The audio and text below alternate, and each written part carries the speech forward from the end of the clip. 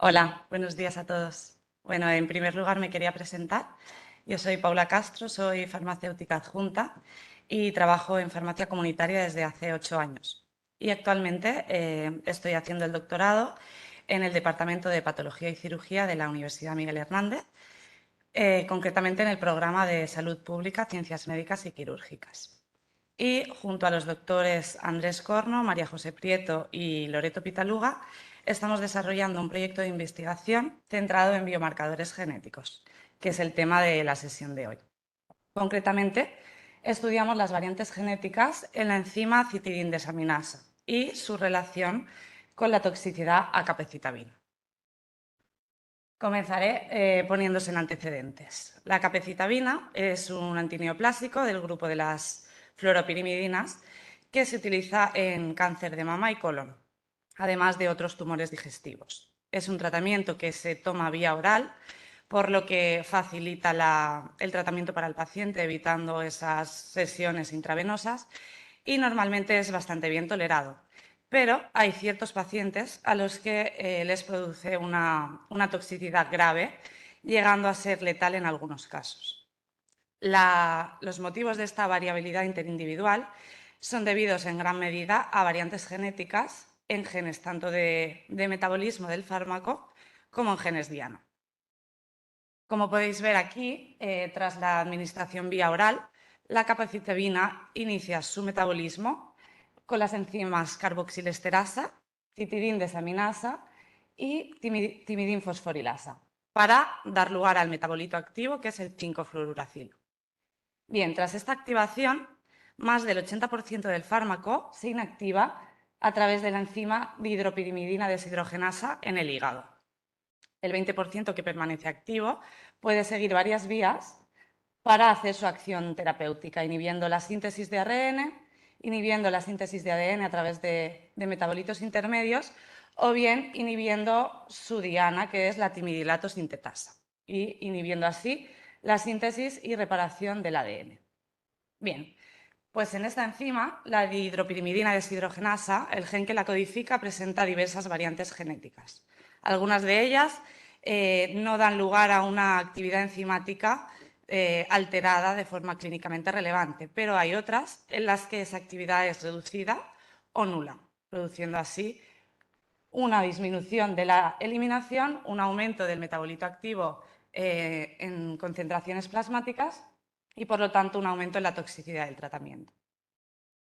Las variantes más relevantes en este gen de no función o de función disminuida son estas 4, que, como podéis ver, tienen una frecuencia alélica en población caucásica bastante reducida, pero su efecto es o puede llegar a ser letal.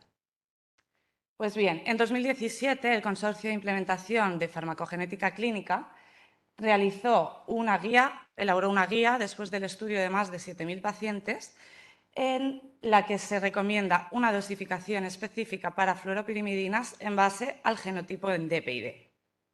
Posteriormente, el Grupo de Trabajo de Farmacogenética holandés, en 2020, realizó su propia guía y en 2022 la Sociedad Española de Farmacogenética y Farmacogenómica elaboró la guía española. Bien, en todas ellas lo que hacen es establecer un estatus metabólico para cada genotipo, con la correspondiente recomendación de ajuste de dosis. Todo ello con un alto nivel de evidencia.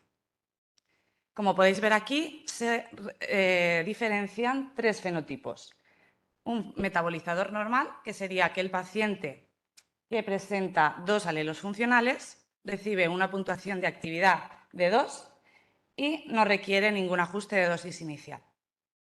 Los metabolizadores intermedios serían aquellos que presentan un alelo funcional y un alelo no funcional o de función disminuida, o bien 2 alelos de función disminuida.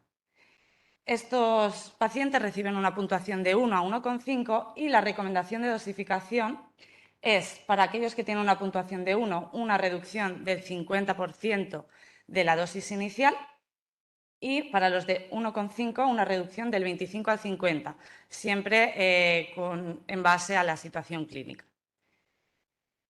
En el último tipo de fenotipos, el metabolizador pobre, sería aquel paciente que presenta dos alelos de no función o bien un alelo de no función y otro de función disminuida. Recibiría una puntuación de 0 a 0,5 y en este caso se debe evitar el uso de 5-FU o cualquiera de sus profármacos, cualquiera de las fluoropirimidinas, y si no hubiera alternativa, empezar el tratamiento con dosis muy bajas por el alto riesgo de toxicidad. Eso en el caso de 0,5. Si la puntuación es 0, evitar rotundamente el tratamiento porque no es seguro para este paciente. Pues bien, tras todas estas evidencias, la Agencia Española del Medicamento el pasado 2020 envió una nota de seguridad recomendando a todos los profesionales sanitarios que hicieran el cribado de esta deficiencia de DPI-D, de la enzima de hidropirimidina deshidrogenasa, antes de iniciar el tratamiento con cualquier fluoropirimidina, debido al alto riesgo de toxicidad en caso de que un paciente fuera portador de alguna de las variantes. Es cierto que desde ese momento poco a poco se ha ido implementando este análisis en algunos hospitales españoles, pero lo cierto es que actualmente todavía este servicio no está disponible en todos ellos y, por lo tanto, muchos tienen que derivar este servicio, externalizarlo a otros centros, o bien centros hospitalarios o bien centros privados. Por lo tanto, ahí queda un trabajo pendiente que mejorar en este aspecto. Pero lo importante es que no toda la toxicidad de este tratamiento se explica por estas 4 variantes. De hecho, cada vez hay más información científica más abundante sobre la implicación de la enzima citidindesaminasa y la toxicidad a este tratamiento. Como hemos visto antes, esta enzima está implicada en la activación del metabolito activo. Por lo tanto, un aumento en esta actividad podría dar lugar a un aumento del metabolito activo en sangre y, por lo tanto, aumentar el riesgo de toxicidad. Para tener claro y profundizar un poco en este aspecto, hemos realizado una revisión sistemática centrada en esta enzima. Es cierto que no hay mucha bibliografía disponible todavía, por lo que incluimos inicialmente 28 artículos, de los cuales seleccionamos finalmente 14 que eran los que cumplían con los criterios de inclusión. Es decir, que estudiaran el fármaco, capecitabina, que estudiaran la enzima, citidindesaminasa, y que estudiaran la toxicidad al tratamiento. Pues bien, después de estudiar y revisar en profundidad estos 14 artículos, hemos sacado varias conclusiones y hemos elaborado un gráfico en el que podéis observar en azul el gen con los intrones y exones, que está incluido dentro del cromosoma 1, y podéis observar también la posición de las 5 variantes más relevantes. Por un lado, por sus consecuencias clínicas, que ahora veremos, y por otro lado, por su frecuencia en población caucásica. Como podéis ver, las 3 primeras están en el promotor del gen y la cuarta y la quinta están en la región codificante del gen. Pues bien, la primera de estas variantes, la 451, es un cambio de nucleótidos A por G, presenta una frecuencia alélica de 0,29 en pacientes españoles y da lugar a una actividad enzimática 3,3 veces mayor, teniendo una P de 0,0001. Es decir, que esa actividad se ve muy aumentada debido a esta variante, a este cambio nucleótico.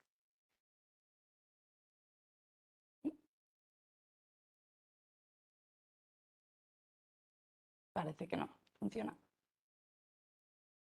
Ahora, perdonad.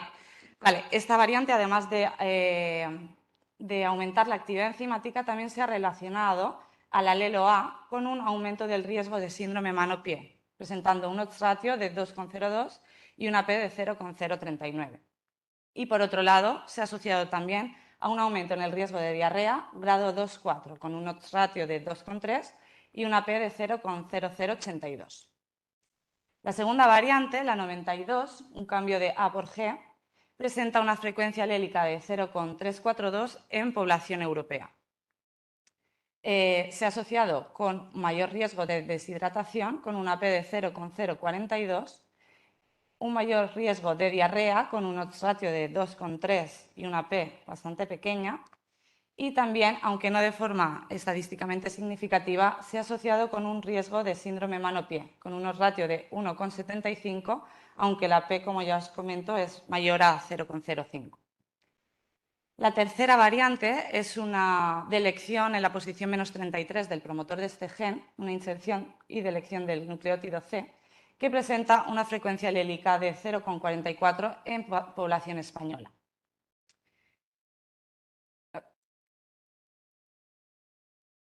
Perdón.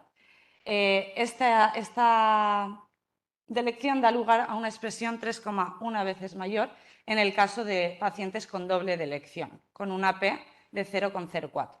Y se ha asociado a un menor riesgo de síndrome mano-pie en el genotipo de elección C si lo comparamos con la doble delección. Es decir, un odds ratio protector de 0,51 y una P de 0,028. El cuarto polimorfismo, el 79AC, presenta una frecuencia bastante elevada en población española, frecuencia genotípica en este caso, 42,5% para genotipo AA, 43,5% para genotipo AC y 13,9% para un genotipo CC. Pues bien, en un estudio español se ha asociado el alelo A con una toxicidad global, un mayor riesgo de esa toxicidad global, con un odds ratio de 1,89 y una P de 0,08, y también se ha asociado con neutropenia y con trombocitopenia. En otro estudio, también español, se ha asociado al otro alelo, al alelo C, con menor riesgo de toxicidad global, odds ratio de 0,5, y también menor riesgo de síndrome mano-pie, un odds ratio de 0,275. La última de las 5 variantes, el 435CT, presenta una frecuencia alélica de 0,344 en población española y se ha asociado con un aumento del riesgo de hepatotoxicidad. Como podéis observar, el odds ratio es muy alto, es de 8,621 y la P es de 0,04. Pues bien, como habéis podido ver, las frecuencias de estas 5 variantes son muchísimo más elevadas en la población europea, española y caucásica en general si las comparamos con las variantes en DPID.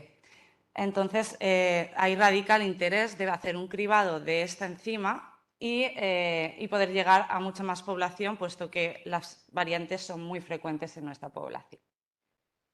También quería comentaros, aunque no se llegó a publicar, pero sí se presentó en el Congreso de la Sociedad Española de Farmacogenética y Farmacogenómica, en el CENIO, un estudio piloto que hicimos en 2014 en colaboración con el Hospital de San Juan, concretamente con el Servicio de Farmacia Hospitalaria y con el Servicio de Oncología Clínica.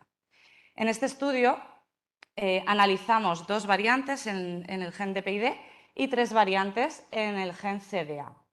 Y obtuvimos resultados significativos en cuanto a la asociación de la variante 451 con un mayor riesgo de síndrome mano-pie y la variante 79 con un mayor riesgo de neutropenia. Además, la frecuencia que vimos en esta población fue también bastante elevada, incluso más de la descrita en la bibliografía. Y es importante destacar que estos resultados fueron estadísticamente significativos a pesar del reducido número de pacientes incluidos, que fueron 48. Por todo ello, nuestra hipótesis de trabajo plantea que un aumento en la actividad enzimática de esta enzima de citinindexaminasa daría lugar a un aumento en la formación del metabolito activo en sangre y, por lo tanto, un aumento de la eficacia, pero también de la toxicidad del tratamiento. Es cierto que existen diversos artículos centrados en la actividad enzimática de esta enzima, pero su relación con las variantes genéticas aún no está claramente definida. Por ello, proponemos un estudio de asociación entre el genotipo, la actividad enzimática y la toxicidad al tratamiento de capecitabina. Con este estudio se busca obtener una evidencia más robusta sobre la asociación de estos 3 factores y poder determinar un score de actividad enzimática para cada genotipo de las 5 variantes de CDA. Bien, los objetivos son, por tanto, los principales: implementar el genotipo de DPID y ajustar la dosis antes del inicio del tratamiento con capecitabina en los pacientes participantes, y de esta forma implementar las guías clínicas de DPID ya disponibles. Y, por otro lado, determinar el genotipo y fenotipo de las variantes en CDA de esos mismos pacientes, con el objetivo de desarrollar una nueva guía clínica, no solo en base a DPID, sino también a CDA. Los objetivos secundarios son el estudio de la asociación, lo que os he comentado de las variantes genéticas, la actividad enzimática y el grado de toxicidad, el establecimiento de ese score de actividad para cada genotipo y el cálculo del ajuste de dosis necesario para reducir la toxicidad en ese genotipo, la elaboración de esa guía clínica en base a los 2 genes y, finalmente, el desarrollo de una herramienta bioinformática para implementar esta guía clínica. La herramienta se basa en un programa informático desarrollado a través del software AlleleTyper, en el que se introduce el diplotipo del paciente, por ejemplo, un paciente con X variante GA, y el programa calcula el score de actividad correspondiente y el ajuste de dosis necesario para reducir el riesgo de toxicidad. De esta forma, se genera automáticamente el informe farmacoterapéutico y se facilita la implementación de este servicio en la práctica clínica. Bueno, os comento la metodología que estamos llevando a cabo para desarrollar este proyecto. Se trata de un estudio de cortes observacional multicéntrico prospectivo, cuyo protocolo se va a publicar en las próximas semanas en la revista Farmacia Hospitalaria. Al tratarse de un estudio observacional prospectivo, ha sido clasificado por la Agencia Española del Medicamento como estudio postautorización de seguimiento prospectivo. Por ello, ha tenido que solicitar y ha obtenido la autorización por parte de CAEPO, el Comité Autonómico de Evaluación de Estudios Postautorización Observacionales. Y, finalmente, ha obtenido el dictamen favorable de los comités de ética de estudios de investigación con medicamentos del Hospital General Universitario de Elda y del Hospital de Elche. Bien, las variables del estudio. Pues las variables genéticas son las 4 variantes en DPID recomendadas por la EMS, como hemos estado comentando, y las 5 variantes en CDA seleccionadas a través de la revisión sistemática.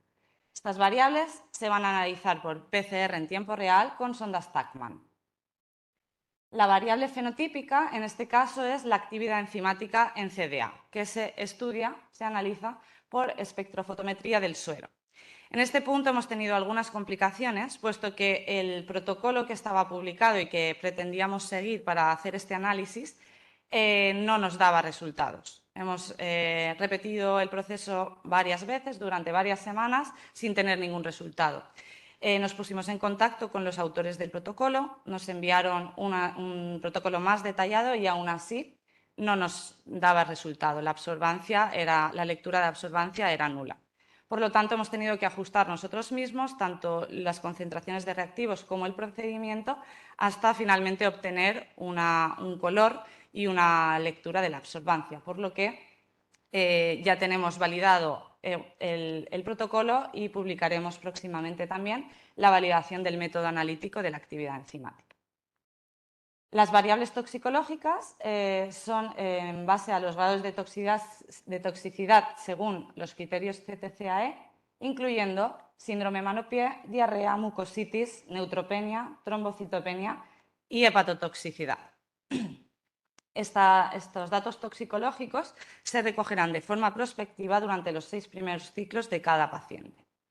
Y, finalmente, las otras variables son las variables demográficas, el tipo de cáncer y el estadio, el tratamiento farmacológico, si es monoterapia, combinación, si es adyuvante, no adyuvante o paliativo, y la respuesta al tratamiento. Y estas variables se recogerán en la entrevista inicial y en las siguientes revisiones con el oncólogo. Pues bien, veamos el plan de trabajo de forma gráfica.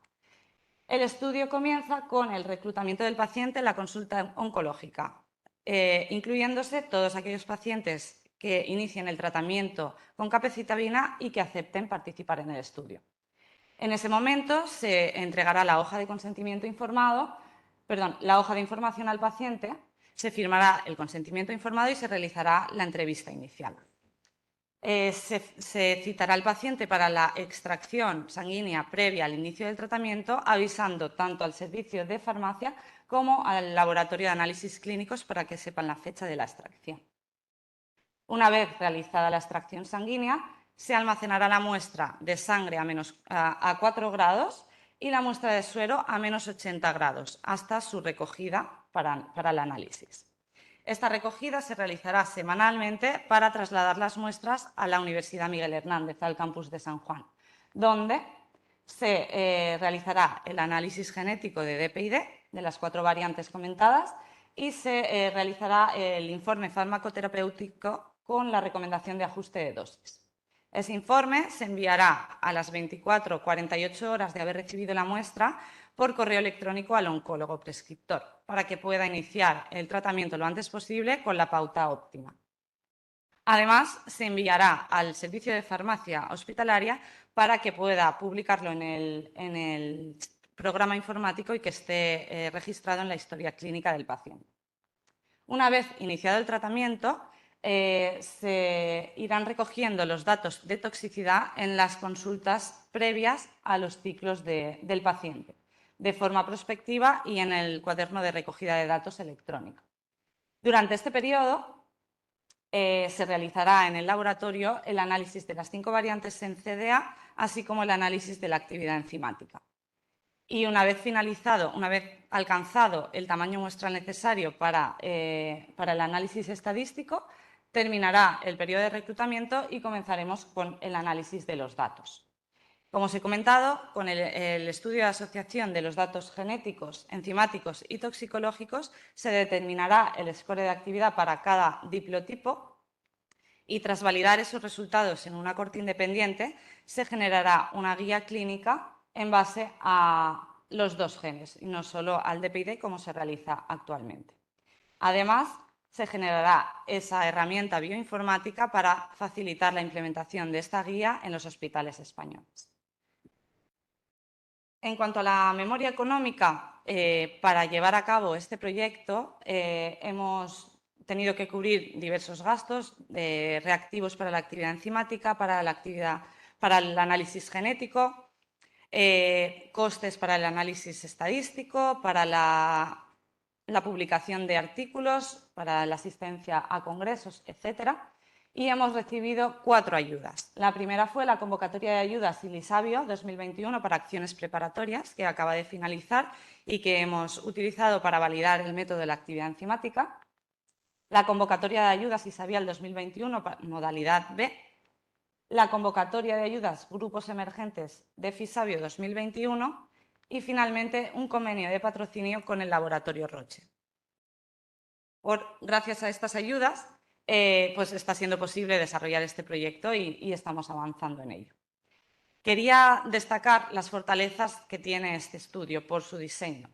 La primera de ellas es que es un estudio prospectivo, por lo que los resultados estadísticos que obtengamos serán de riesgo relativo, que es una medida, un estadístico mucho más potente que los que se han publicado hasta el momento, que son de odds ratio, puesto que son estudios retrospectivos.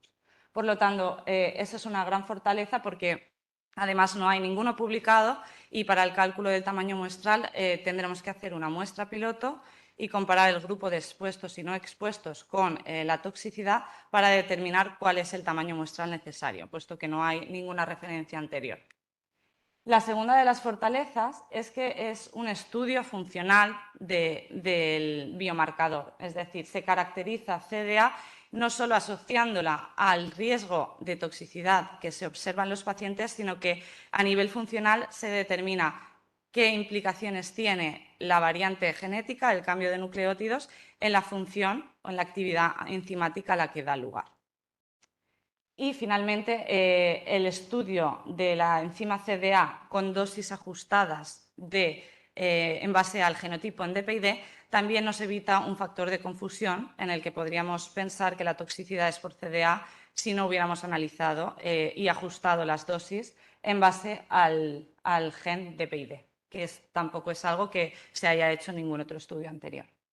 Y finalmente, los beneficios del estudio son varios. En primer lugar, los beneficios para el paciente, puesto que al entrar en el estudio recibe un tratamiento personalizado en base a su genotipo DPI-D y, por lo tanto, reduce el riesgo de toxicidad al tratamiento con capecitabina.